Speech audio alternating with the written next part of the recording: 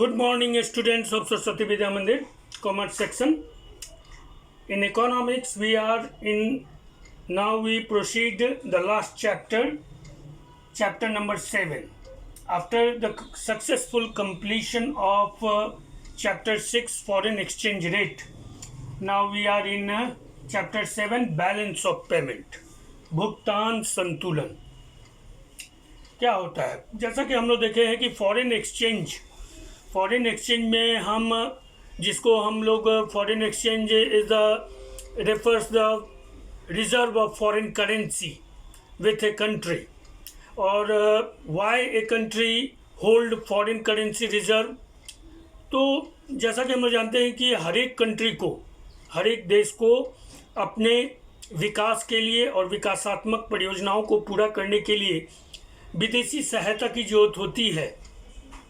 बहुत मायने में उसे विदेशों से पूंजी, मशीन, कैपिटल, टेक्नोलॉजी, इन सब की ज़रूरत होती है, और इसके लिए वो पार्टिसिपेट करते हैं इंटरनेशनल ट्रेड में, अंतर्राष्ट्रीय व्यापार में.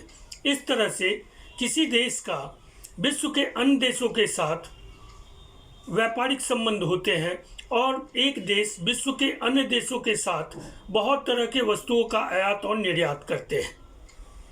ये न केवल उनके आर्थिक विकास और के लिए ज़रूरी होता है, बल्कि ये सभी तरह की आवश्यकताओं की पूर्ति करने के लिए, देश के आर्थिक ढांचे को सुदृढ़ करने के लिए और देश में आय एवं रोजगार को बढ़ाने के लिए भी आवश्यक होता है. सो every country must participate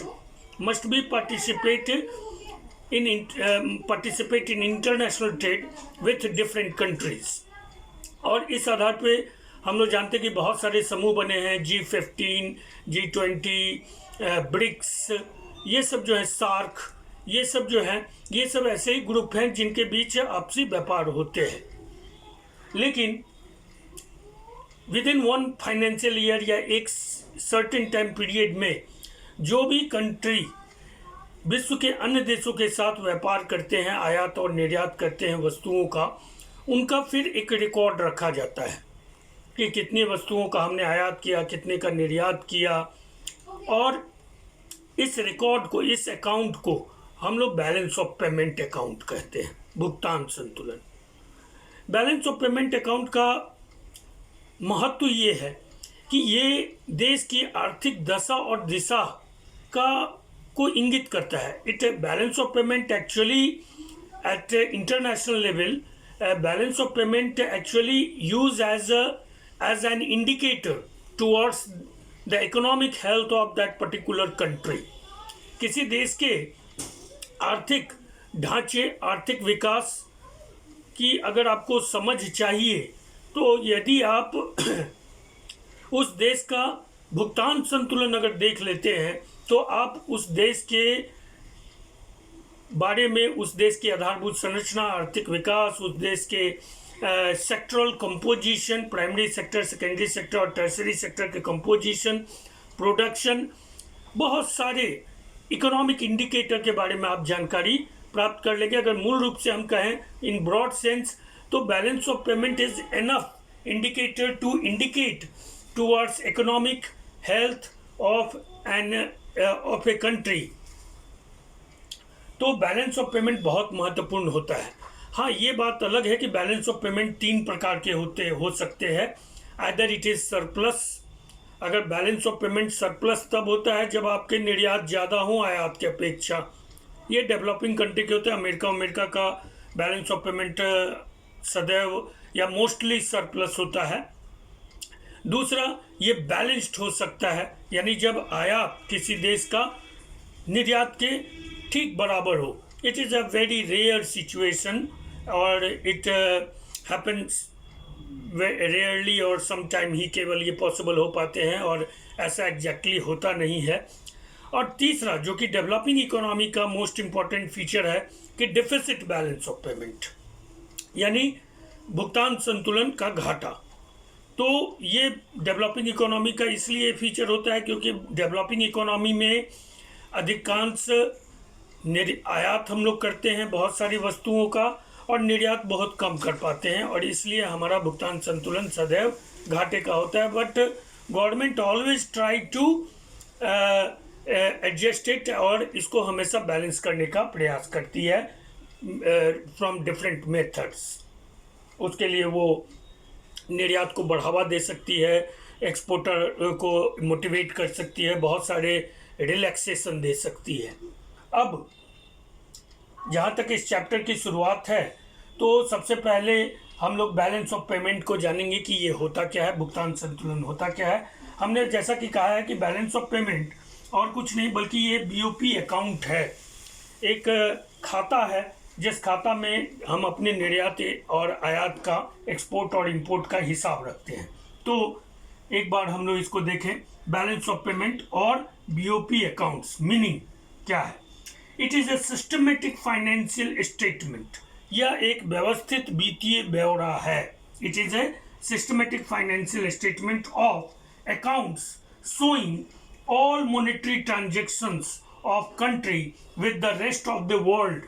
यानी ये एक सिस्टमेटिक व्यवस्थित वित्तीय ब्यौरा है, एक खाता है। व्यवस्थित वित्तीय ब्यौरा का ब्यौरा तो हम लोग खाता में ही लिखते हैं, अकाउंट है जो सभी प्रकार के मौद्रिक ट्रांजैक्शंस को, हस्तांतरण को, एक कंट्री का, किसी देश के सभी प्रकार के मौद्रिक हस्तांतरण को दिखाता है विथ विश्व के अन्य देशों के साथ, rest of the world, during a period of time, यानी during a certain period of time, and mostly it is within one financial year. एक वित्तीय वर्ष में किसी देश का विश्व के अन्य देशों के साथ किए गए समस्त आर्थिक लेन देन का ब्यौरा प्रस्तुत करता है जो खाता, जो अकाउंट, उसी को हम लोग बैलेंस ऑफ पेमेंट कहते हैं। अब है कि इस खाते के कंपोनेंट क्या होते हैं। Components of BOP account, balance of payment के कंपोनेंट क्या होते हैं, तो इसके 3 कंपोनेंट हैं। BOP account include first current account, second capital account और तीसरा ऑफिशियल रिजर्व अकाउंट। ठीक है, आधिकारिक सुरक्षित खाता। तो करेंट अकाउंट जिसको हम लोग चालू खाता भी कहते हैं, कैपिटल अकाउंट जिसको हम लोग पूंजी खाता भी कहते हैं, और तीसरा ऑफिशियल रिजर्व अकाउंट जिसको हम लोग आधिकारिक सुरक्षित खाता भी कहते हैं, जिसमें अन्य तरह की प्रविष्टियां होती हैं। अब हम लोग एक एक करके इन सारे अकाउंट और उनमें जो भी चीज़ आते हैं उनको देखेंगे। सबसे पहले करेंट अकाउंट, चालू खाता। देखिए, चालू खाता ही मेन खाता होता है, क्योंकि यही खाता है जिस खाता में हम लोग सभी प्रकार के वस्तुओं के आयात, निर्यात, सर्विसेज सबको इंक्लूड करते हैं। तो करेंट अकाउंट जो होता है ये क्या करता है और इसकी भूमिका क्या है, इसमें हम किन चीज़ों को डालते हैं। करेंट अकाउंट, चालू खाता, इट रिकॉर्ड्स, ये रिकॉर्ड करता है, या इसको इसमें हम मेंशन करते हैं receipts and payments of foreign exchange, यानी विदेशी विनिमय। विदेशी विनिमय क्या है? विदेशी मुद्रा को जितनी हम प्राप्ति करते हैं, कहाँ से? अपने एक्सपोर्ट से, और जितना हम पेमेंट करते हैं, भुगतान करते हैं विदेशी मुद्रा का, किसके लिए? अपने आयात के लिए। इन सब को ये रिकॉर्ड करता है। It records receipt and payment of foreign exchange on account of such transactions, on account of such transactions which do not impact asset liabilities, asset or liability status of a country। देखिए, current account में हम जो है सो जितने भी within one financial year और within a certain time period जितने भी तरह के वस्तु एवं सेवाओं का आयात और निर्यात करते हैं, और उसके लिए जितने भी विदेशी करेंसी का, फॉरेन एक्सचेंज का हम भुगतान प्राप्त करते हैं और भुगतान करते हैं, उन सबको ये मेंशन करता है। लेकिन इसका सबसे बड़ा महत्व ये है कि ये आपके किसी कंट्री के एसेट और लायबिलिटी स्टेटस को अफेक्ट नहीं करता है। स्टेटस यानी कि कंट्री का, यानी अगर हमने आयात ज़्यादा किया है, निर्यात कम किया है, तो इससे हमारा एसेट और लायबिलिटी, उस देश के स्टेटस का कोई इम्पैक्ट इसमें नहीं पड़ता है। यानी ये एक जनरल ट्रांजैक्शन के रूप में लिया जाता है और इससे हम किसी तरह का रेटिंग निर्धारित नहीं करते हैं, क्रेडिट रेटिंग नहीं निर्धारित करते हैं। इंटरनेशनल मार्केट में किसी देश की एक्चुअल जो उसके एसेट्स हैं या लायबिलिटी हैं वो प्रभावित नहीं होते हैं, और न तो उसका रुतबा, कह सकते हैं आप कि किसी देश का रुतबा इससे प्रभावित नहीं होता है कि अरे उसका तो वो तो बहुत उस देश का आयात बहुत ज़्यादा है, निर्यात बहुत कम है, वो तो पुअर कंट्री है। ऐसा हम नहीं कह सकते हैं क्योंकि ये उस स्टेटस से अलग है। In relation to rest of the world ये स्टेटस को प्रभावित नहीं करता है। इन अदर वर्ड्स हम लोग कह सकते हैं दूसरे शब्दों में, in other words current account transactions do not give rise to future claims. Current account के जो ट्रांजेक्शन्स होते हैं वो भविष्य के लिए आपके कोई प्रश्न चिन्ह या आपके लिए कोई सिंबल नहीं बनते हैं कि अरे उनका तो पिछले साल आयात बहुत ज़्यादा था, निर्यात बहुत कम है। तो इस तरह से आपके देश में जो फ्यूचर इन्वेस्टमेंट होने वाले हैं, पोर्टफोलियो इन्वेस्टमेंट या डायरेक्ट इन्वेस्टमेंट, या आपके देश की जो क्रेडिबिलिटी है या क्रेडिट रेटिंग है वो प्रभावित नहीं होगा। यानी कि इससे आपका फ्यूचर क्लेमिंग ऐसा नहीं है। यानी ये ठीक ऐसा ही है जैसे कोई व्यक्ति मान लो किसी दुकान से उधार लेता है, ठीक है, तो उधार लेते मान लीजिए कि बहुत पैसे वाले भी हैं, उनका भी उधार खाता चलता है घर संसार में, या मान लो कि बहुत बड़े प्रतिष्ठान में वो जाते हैं और बहुत सारा उधारी ले लेते हैं। तो ऐसा नहीं है कि इससे ये माना जाएगा अरे वो तो उधार लेते हैं, बहुत बड़े बड़े आदमी उधार लेते हैं, तो इससे ऐसा नहीं है कि उसको हम इससे उसका स्टेटस डिसाइड कर लें। तो ये सेम ऐसा ही है जो हमारा डे टू डे एक्टिविटीज़ है, डे टू डे ट्रांजेक्शन है, वो बड़ा आदमी अगर चाहे तो एक झटका में वो उधार क्लियर कर देगा अपने कैपिटल अकाउंट से। तो इसलिए करेंट अकाउंट का महत्व इतना है कि it just only records receipts and payments of foreign exchange on account of such transactions of goods and services in the form of export and import, and it does not going to affect our asset and liability status in terms of rest of the world. That is clear. अब है कि current account के components क्या होते हैं। Current account के components एक तो विजिबल ट्रेड होते हैं, विजिबल आइटम्स होते हैं जैसे गुड्स, साबुन, पेस्ट, सर्फ, ये सब, टीवी, मोबाइल, ये सब होते हैं। तो export and imports of goods यानी visible trade, because goods are tangible, इसलिए इसको विजिबल ट्रेड कहते हैं। दूसरा है export and imports of services.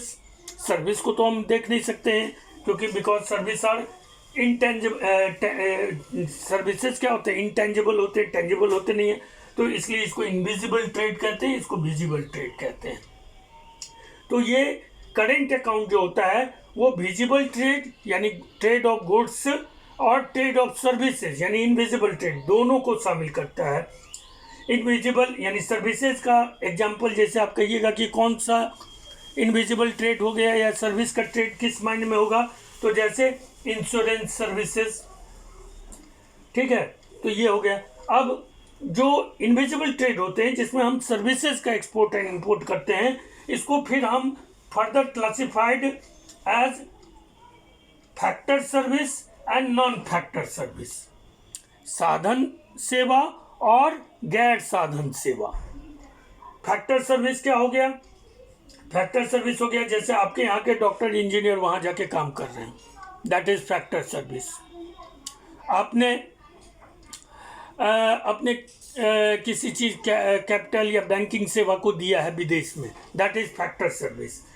तो फैक्टर सर्विस क्या है, इन्वेस्टमेंट इनकम, आपने कोई इन्वेस्टमेंट किया है, कोई कंपनी में फॉरेन डायरेक्ट इन्वेस्टमेंट किया है विदेश, उससे जो आपको आय हो रहा है या उससे जो आपका इंपोर्ट एक्सपोर्ट प्रभावित हो रहा है, तो ऐसे इन्वेस्टमेंट इनकम को, कंपेंसेशन ऑफ एम्प्लॉयज़ को, डॉक्टर इंजीनियर जाके काम करें, तो ऐसे सर्विस को हम फैक्टर सर्विस में रखते हैं।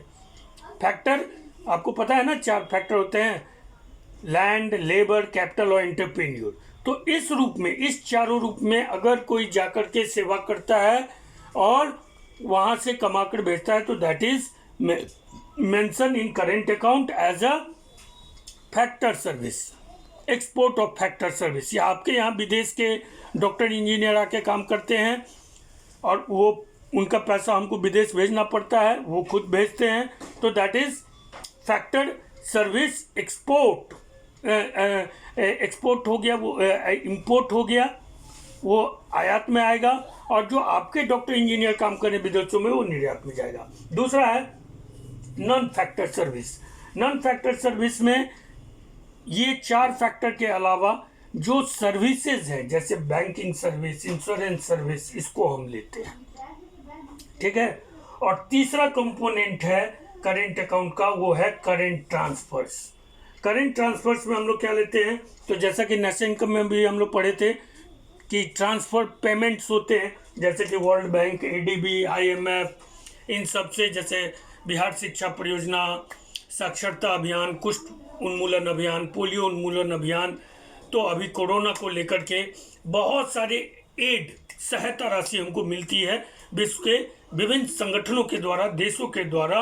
और हम भी अपने से कमज़ोर देशों को, जैसे बांग्लादेश, भूटान, नेपाल, पाकिस्तान, इन सबको बहुत सारी सहायता देते हैं। कभी भी किसी डिजास्टर में भी, जैसे अकाल आ गया, बाढ़ आ गया, भूकंप आ गया, तो ऐसे में हमें भी बहुत सारे देश एड देते हैं, ग्रांट्स देते हैं, गिफ्ट्स देते हैं। और हम भी बहुत सारे देशों को ग्रांट्स, गिफ्ट्स और एड्स देते हैं। तो इनका जो हिसाब किताब होता है वो भी करेंट अकाउंट में होता है। और ये किस कंपोनेंट के रूप में जाने जाते हैं, ट्रांसफर, करेंट ट्रांसफर्स के रूप में। विद इन 1 फाइनेंशियल ईयर हमने कितना सहायता प्राप्त किया विदेशों से और कितना सहायता हमने विदेशों को दिया, इसका हिसाब किताब भी करेंट अकाउंट में होता है। तो ये बैलेंस ऑफ पेमेंट का इंट्रोडक्शन हो गया, उसके कंपोनेंट्स हो गए, और कंपोनेंट में हमने आज करेंट अकाउंट को जाना। नेक्स्ट वीडियो में हम लोग कैपिटल अकाउंट और उसके कंपोनेंट की चर्चा करेंगे। Till then bye. आप इसको अपने फेयर नोटबुक में फेयर कर लीजिएगा, इसको ध्यान में रखिएगा और इससे कुछ नोट्स बना करके याद भी करिएगा, क्योंकि इससे क्वेश्चन भी आ सकते हैं बोर्ड एग्जामिनेशन में। Till then bye, take care, stay home, safe home.